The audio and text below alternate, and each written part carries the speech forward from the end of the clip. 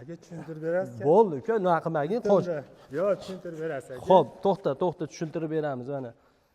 Xo'p.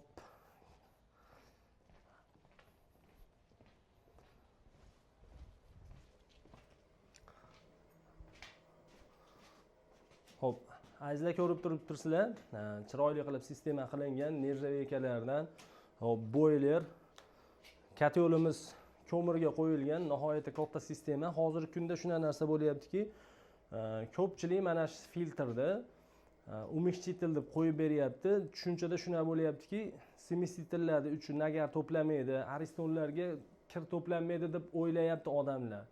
Men hozir endi buni olib tashlamadikda, biz buni o'rniga osmos filtrimizni qo'yib berdik. Asli bu u narsa emas, sababi bitta inson bir narsani bu siz kutgan rezultatni bermaydi deganda sabab bo'lish kerak.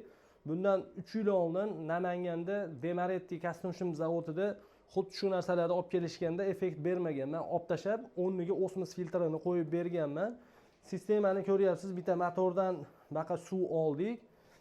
Bu motor esa sistemaga suv haydaydi. Hozirda biz filtrimizni orqa tomonga qo'yganmiz. Hozir ko'rsatib beraman. Mana osmos apparatimiz. Mana shu apparat soatiga 250 litr, kuniga 6 tonna suv berishga ixtisoslashgan. Albatta hech qanaqa nalyot, nakib qolmaydi. Xo'p, buni suvini zaxira qilish uchun bu tomonga ikkita yo'mkis o'rnatganmiz.